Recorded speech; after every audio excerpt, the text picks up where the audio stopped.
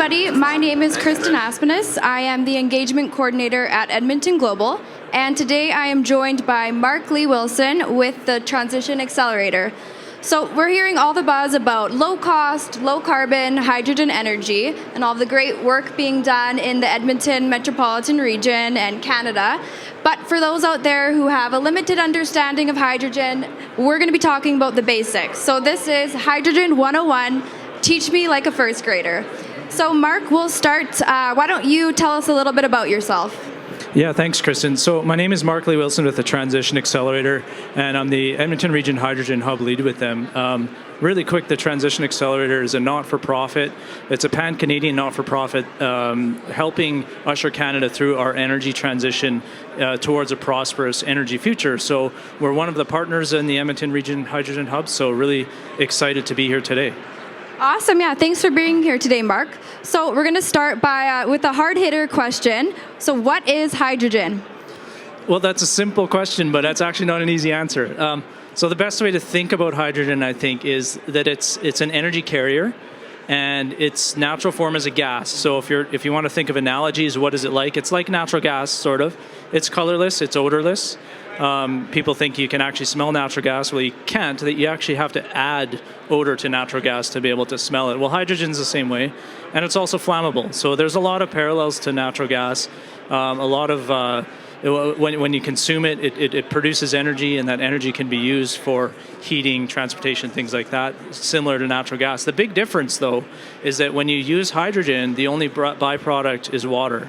Whereas when you consume natural gas, carbon dioxide, which is a greenhouse gas, is also emitted. So that's the big distinction between hydrogen and natural gas. Now, there's a lot of other engineering distinctions. Hydrogen's smaller, lighter, faster, all that kind of good stuff, but engineers are generally capable of handling those types of differences. Okay, awesome. Thanks, Mark. So next question, how is hydrogen energy produced? And we do have our Lego set here to help with your explanation. Yeah, super thanks to CFR and our friend Kirk there for helping build this model. So again, a simple question, but a really complicated answer. There's a lot of ways to produce hydrogen. So unlike natural gas, we can't find hydrogen in mass quantities naturally. So we have to produce it somehow. And there's a lot of different ways to produce it. You can produce it from water using electricity. So you add electricity into water safely. Don't swim in the water. You add electricity to water, you could split the water and produce hydrogen. Another way to do that, which this model shows, is you could actually produce hydrogen from natural gas, or from methane, which is a specific component of natural gas. And what you do is you take natural gas from the ground. It's one of our abundant natural resources in the Edmonton region. And well, I guess we can look at the model. So back to high school chemistry, this is a carbon and CH4, so carbon and 4 hydrogen molecules. That's a main component of natural gas. So what we're really interested in is getting these blue molecules, the hydrogen, off of it and sequestering this carbon molecule so that carbon molecule doesn't get into the atmosphere. So long story short, you could turn natural gas, methane, pull the stuff we're interested in is the hydrogen, and use it in an end use over here. Now, we can walk through how that's done. So when you pull the natural gas out of the ground, you need to combine it with water, which is what this molecule is here. There's additional hydrogen on that. And then when you combine that with water, and you add some energy, the carbon molecule from the natural gas, you can actually separate it out and sequester that. So that's kind of what's being shown over here, is the carbon molecule combining with 2 oxygen molecules and then being sequestered down whole. So this way the carbon molecule doesn't get into our atmosphere, doesn't become a greenhouse gas, and doesn't contribute to climate change, but we're still able to use the energy from the methane molecule in this hydrogen stream here. Okay, so I just want to clarify. So what is done with the carbon during that process? What's left when you separate the two? And what do we do with the carbon? So when you separate the two, you combine the carbon with oxygen to form carbon dioxide, which is another gas. And then what you do is you compress it, and which liquefies it, and you can inject it downhole for permanent sequestration, which we have vast geological resources here in the Edmonton region to be able to do that. Hundreds and hundreds of years of permanent carbon dioxide storage underground in our geological infrastructure below our feet. Okay, awesome. So is there any then greenhouse gas emissions that we are left with, or are those all underground? So there's, again, complicated answer to a really simple question. The main component, the carbon dioxide, is underground, stays underground. But this whole process, you could see even in Lego form, is quite complex. So the whole process has to be managed very carefully.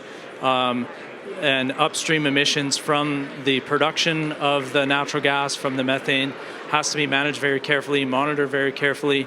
And even the energy that goes into stripping those molecules off, like if you picture in this, these cranes are using energy, they're pulling molecules off. The electricity that goes in to power those cranes, you have to make sure that it's clean and that there's no greenhouse gas emissions associated with it.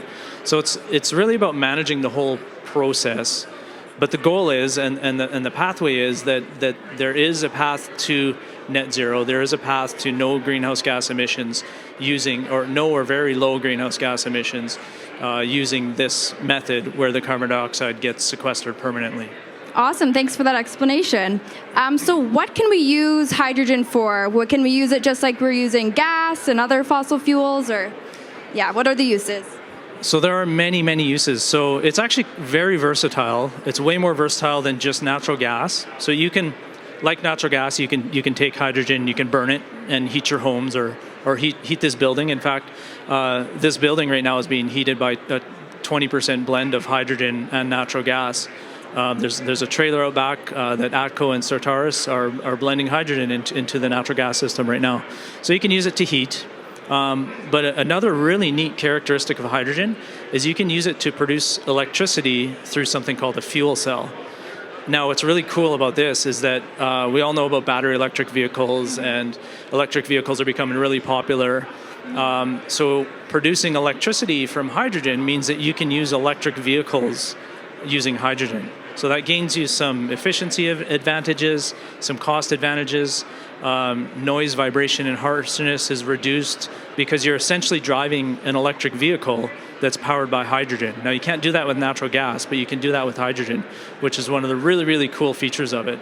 And because we're extracting hydrogen from natural gas, it's very cost competitive with the current diesel incumbent market. Awesome, that sounds great. So you named a few different usages for hydrogen. What usage is the Edmonton region and Canada really focused on right now? Yeah, great question. So we do see transportation as one of the really key early new markets. But let me back up and say that hydrogen in the region is being produced at scale right now. Thousands of tons per day of hydrogen being produced and used in the region right now. And what it's being used for is things like upgrading oil to produce diesel, to produce gasoline. It's used in the petrochemical industry. It's used to produce fertilizer, which is a key component of our food system. So those are all the existing industrial uses of hydrogen. So we see continued and additional use of hydrogen in those markets. But if we want to talk about the new markets for hydrogen, transportation is one of the key early markets because of that potential economic competitiveness that I mentioned. But we're also starting to really focus in on hydrogen for heating, whether it's commercial heating, residential heating, or industrial heating, and even power generation. So like I said before, hydrogen's very versatile. And if we're looking at, especially now that Alberta has the framework of an emission reduction plan and a commitment to net zero by 2050, we now need to really start thinking about how do we heat our homes in Edmonton, where it's cold. We don't like to admit that it's cold, but it's cold here sometimes. How do we heat our homes without producing greenhouse gas emissions? Hydrogen is one of those potential pathways. So we're looking at a lot of different uses for hydrogen. Awesome. So let's focus a little bit on transportation again. So for the user, what does that look like? Are you pulling up to a gas station similar like we do now, or what's that look like? So from a user experience point of view, yes, it is quite similar. You would pull up to a fueling station, you would connect a nozzle from a hydrogen storage tank, into your vehicle, and it would fill an onboard tank that would store the energy that you need to drive around. It's similar user experience. You get faster fill times than you would, for example, from charging, where it's a different user experience. If you're charging an electric vehicle, it would generally take a fair amount longer time. So that's one of the advantages again of hydrogen, is that the user experience is very similar. Awesome. Okay, let's focus on the Edmonton region in Canada. So what are some of the advantages we have in this sector? So Edmonton especially is very unique in the world. So hydrogen, so those two different methods of producing hydrogen, either from water or from natural gas, very regionally specific. Depending on what resources you have in the region would dictate sort of the most attractive pathway for producing hydrogen. In Edmonton, we're super unique in that we have access to low-cost feedstock, natural gas. We have access to geological storage at scale. We have also the workforce, the skilled workforce. We have the engineers. We have the pipe fitters, welders. We also have the supply chain. We have like the valves and the pipes. So all of that is here in the Edmonton region, which is super, super unique. And is the sort of foundation of a real advantage that we can take advantage of. And that's the advantage that we're trying to take advantage of. That's the framework we're trying to take advantage of through the Edmonton Region Hydrogen Hub. Yeah, it sounds like we're super well positioned for hydrogen, so that's great. Is there anything else that you would like to touch on regarding the process of producing hydrogen? Maybe we could talk about the cost a little bit more. Yeah, so I mean, bottom line is we have this huge opportunity in front of us. The cost, in order to get to a competitive cost, right? We're a market-driven economy. We need to do things at scale. And what that really means is we need to act and make decisions at scale. We need to be bold. Now is the time to be bold and launch big projects and move things along collectively. Again, this is what the hub is doing, is we're trying to bring together all those decision makers, whether it's in policy, in industry, funders, financiers, end user adopters, to make these decisions and start using hydrogen at scale so that we can get to that cost competitiveness. Awesome. So I think we're just about out of time here, but is there anything else you want to share with the audience before we wrap up? No, I think that's it. I mean, the biggest thing is that recognizing the scope and scale of this opportunity in Edmonton is huge, and we need to continue to act on it. Awesome. Well, thank you so much, Mark, for being